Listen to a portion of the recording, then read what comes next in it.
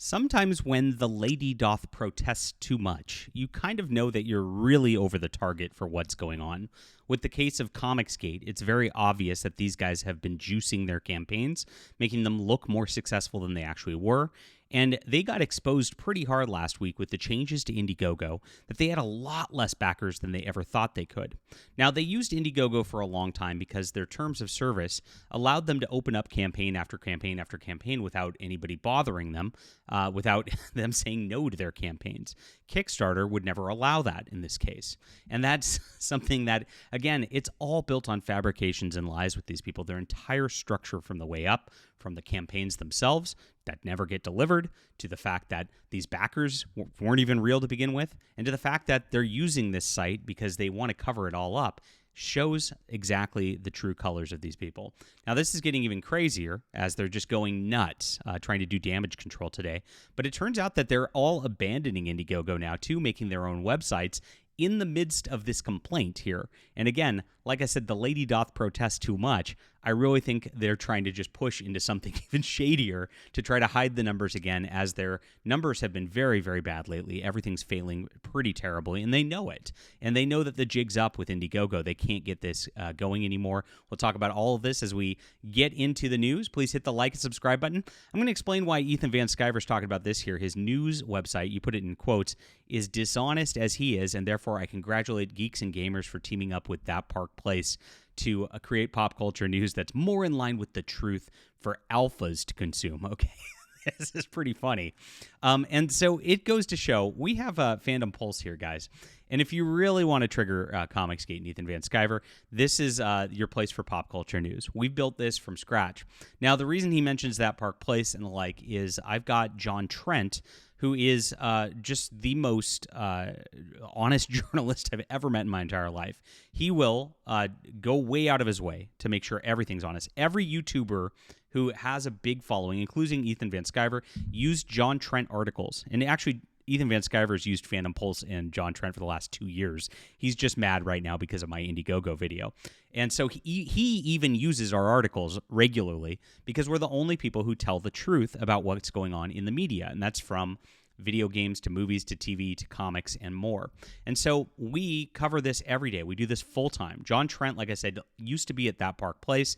They decided to censor him over there because of his conservative and Christian commentary that they didn't want on the website. And so he left and he joined us because he wanted to remain honest. He didn't want to water down the message and try to act like IGN or CBR or any of those other sites that are just basically propaganda pieces for the mainstream media. He also left Bounding Into Comics before that. He was the guy who started Bounding Into Comics. And this guy is writing articles, 5 to 10 articles a day. It's crazy. I write 2 or 3 myself. But most of mine, are like, I'm not as good of a writer as he is. He's the best. I'm not ashamed to say that. And so, look at what I've got. The top 10 most played indie games on Steam. Look at this. Like, oh, his news website is dishonest as he is. Oh, okay. What's dishonest, Ethan? What did I write today? Games Workshop rewrites Warhammer 40K lore again, this time targeting Marnius Calgar's Primaris surgery. So I go through Warhammer 40K. See, they're just projecting. And this is what it's all about, is these people want to project and gatekeep everything from comics to just like the pop culture news space and commentary space. It's been like this for a long, long time. And so Ethan wants you to, of course, not use this site, which, by the way, the reason That Park Place folded is because they did censor John Trent and his conservative Christian beliefs. He moved over here, and we actually have more views than That Park Place. They went from 1 million views to a month, and they collapsed down to about 200,000. We do about 300,000 a month. We actually get read more than them on Substack. And so that's why they collapsed, and that's why they went over to Geeks and Gamers to try to get some extra funding, and hopefully they hope they can move the needle by doing what they do over there. But you really don't need another IGN CBR that's just going to report the same thing. We're doing things a little differently here, and we're unabashed about, of course, the culture war. We're unabashed about being conservatives and Christians, and we're completely honest with everything we do. We verify everything with receipts. all the way around. If you go through my Games Workshop article, we have sources for everything that we talk about, and it's well documented. You can see all the screenshots for everything that we put in here. We don't mess around, and that's why we're the most trusted name in entertainment and comics news. So Ethan's mad about this. FandomPulse.com. I'll put this in the description below.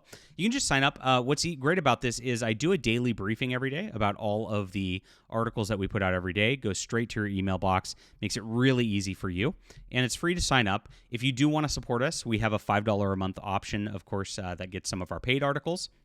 And it helps us because we do this full time as a service to everybody out there, including Ethan Van Sciver, who wants to use these on his channel whenever he wants. But he's big mad. And this is all about the video I made the other day. As you can see, Shane Davis pulled up my video where I said Comicsgate caught faking backing numbers on all their campaigns. This is based on what happened with IndieGoGo. You can go watch that video for all the details on that. But Shane Davis responded to a lot of this early on by making his own website. And his own website's very suspect. He says he's got 1,200 plus backers, $109,000, but his IndieGoGo shows that he's only got 30K on there. Now, when most people offer an alternative website or whatever, like your own website versus an IndieGoGo, and you've been using IndieGoGo for years, the majority of your backers always stay on the platform that is the one that's known and trusted, the IndieGoGo one. Most people don't like to create accounts and go over and make their own website and the like. And so you see this, and you see that he, they've got 300 backers on it, so 900 moved over to here. It's very, very suspect, to say the least. And since it is his own website, he could just be putting whatever numbers he wants up there.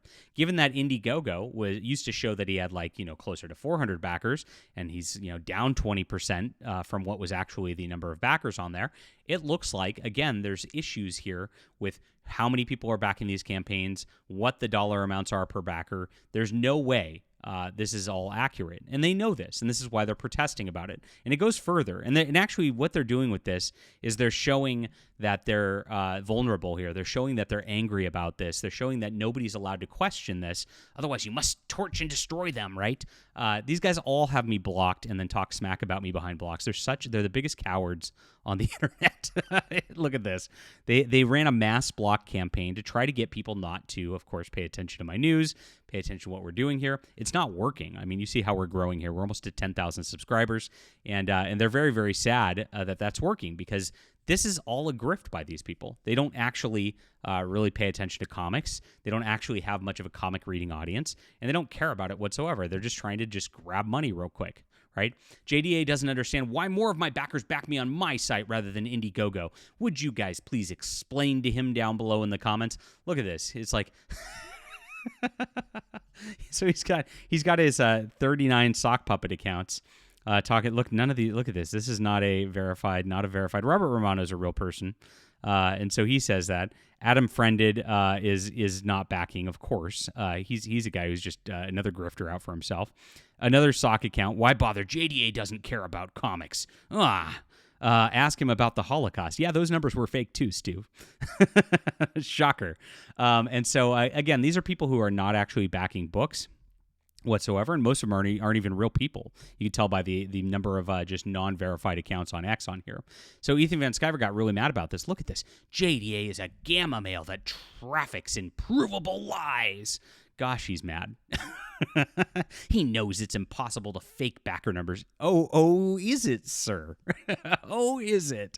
This is funny. So when you had IndieGoGo, say, let's just give a campaign. It showed 1,000 backers under the old system. And then they revamped their website, and it says 700 backers, because now they only show unique backers, meaning you didn't back something multiple times.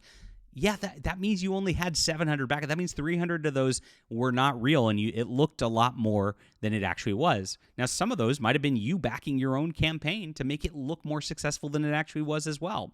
And moving to a website of all your own makes that look even more suspect. Now, don't take my word for it. Ethan Van Sciver and Shane Davis go on saying Eric July does this on his own website all the time. They say the Ripaverse numbers look suspect. They say that Eric July's faking these things all the time, and that's why he uses his own website. They use IndieGoGo as a, hey, we're on a third party, and we've got this right here, to actually disparage and throw shade at Eric July for this very same thing. So what are we supposed to think when you had that website, and now that they're showing the unique backer counts so that you can't actually do that and make it look like you've got a zillion more backers coming in to make it, the fear of missing out of all your crowdfund people, and you're moving to your own websites to do this stuff because you literally can't even that they change their policies. And there's another big policy that they also don't want to deal with as well, which we'll get to.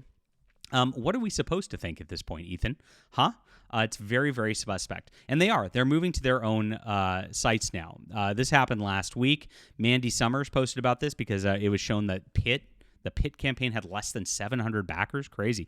Dale and I will be adding items to Stuntman Comics store and now funding there from now on with no visible sales numbers. Edwin can just guess from now on while he feverishly follows Comicsgate around, staining his pants every time someone pays him attention. So they claim they're going to actually remove the number totals completely. We'll see how that goes, because a lot of what these guys do is for their marketing is, guys, we're almost to 700 backers back right now on their live streams, and try to gin up their people doing so.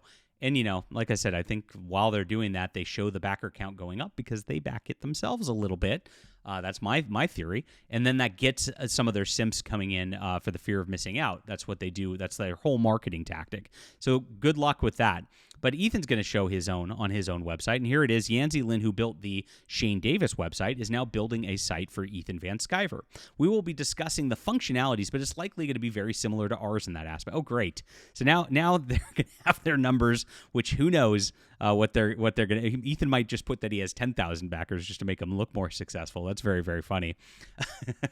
We'll be discussing this. No, the route is not ideal unless you're prepared to pay a high monthly server costs, but you get 100% control. By the way, it's not that expensive to have a server cost. I have my own website right here. Not Dredge Report. Whoops. Delarose.com. Oh, this is my back end. Hold on. Delarose.com. And I actually don't even sell things directly on my own website. I just it's not that expensive for me to run. But I've got it. Here's a book I've got. I click my book. Oh, wow, cool. And oh, look at this. I've got paperback, ebook. I've got audiobook samples.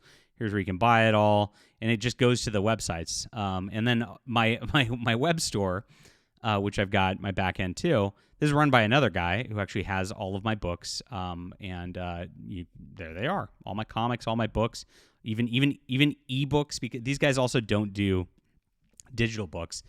Just to try to squeeze that dollar amount looking more successful. That's a big thing they do too. Because look, this is 3 comic books, right? So every if you don't know, I do 66-page graphic novels, which is about 3 issues worth of content from Marvel or DC.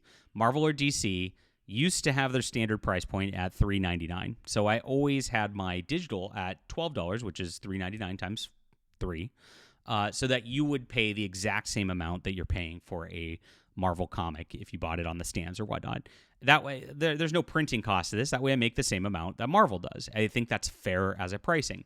They don't do that. They don't offer that because that way all of their people have to buy the physical copies of their, by the way, 48-page books generally, which are always 25 plus shipping, and that way they make their numbers and dollar amounts look higher. It's all just a scheme to make it look more successful than it actually is, in order to give you a fear of missing out. That's the entire marketing scheme of these people. But you can see just how flipped out they are about this. They're moving from IndieGoGo. Now, this is interesting, too, because if they didn't like IndieGoGo before, IndieGoGo was shadow banning them, of course, banning people over politics, which they claimed was a thing, right? They claim they don't use Kickstarter because it banned people over politics, but that wasn't the case. They didn't use Kickstarter because your boy Zach did not fulfill one of his campaigns, and Kickstarter actually will go in and say and tell you you cannot build a new campaign until you fulfill the last campaign. I actually had this recently. I have a pen name that I operate under, and Kickstarter would not allow it because I forgot to mark it as fulfilled, and so I had to go do that before they'd let me launch that next campaign. And so this is pretty funny. Your boy Zach didn't get banned from Kickstarter because of the only person who's been banned from Kickstarter over politics was me. But these guys lied about it for years, and that's why you had to use IndieGoGo. Well, now IndieGoGo with GameFound is going to get much more tight on their controls about it. They're scared about that as well. They know they're not going to be able to open campaign after campaign without fulfilling it, and Ethan Van Sciver, his entire business model is about opening campaign after campaign after campaign so that he can pay for the one from 5 years ago, and that's going to be a problem for him. So he has to move off of there now. So there's 2 reasons for them to move. One, the backer counts. They can fake things on their own website. And 2, they can keep opening campaigns without fulfilling the last ones and grift off their backers and not deliver. And so those 2 things are very, very important. Otherwise, they would have just gone to Fund My Comic. Now, Fund My Comic is where I'm at right now because I'm banned from Kickstarter, banned from IndieGoGo. I don't think I'm banned from the new one. We'll find out shortly. And I go on here, and they know that, you really can't do much with the backers here because the people at Fund My Comic are too close to them. If they saw that kind of thing happening, they don't want that to be known. And they also know that there's not a lot of natural traffic to Fund My Comic, but it already exists. If you wanted to support your community and support the people who are on the right and all this, they've got the lowest platform fee out of anybody, right? I mean, Yanzi says it's very expensive to do this, for example. But why don't they just support the people that are around them? Like Luke Stone's a follower. He's a good Christian conservative. He's not going to back you. Why did they never run their campaigns on here? What do you think that is, guys? Now it's, we better make our own websites now that IndieGoGo's got the reporting. It's very, very suspect. I know exactly what's going on here, and they're very, very mad I'm reporting on it. They're very mad about my videos, so mad that they're going to try to denigrate the greatest entertainment journalist out there, John F. Trent, and of course all the other great contributors of Fandom Pulse who are fantastic. Brian Niemeyer, Burn Enough, Sigma Starscream, really appreciate you guys for being here, and others. And because of that, just because they're mad that I'm calling things out on this channel. This is just how sick and sad Comicsgate is. It's all fake and gay, guys, and that's it. All right, leave a comment down below with what you think about this. Please hit the like and subscribe button. We'll be back soon.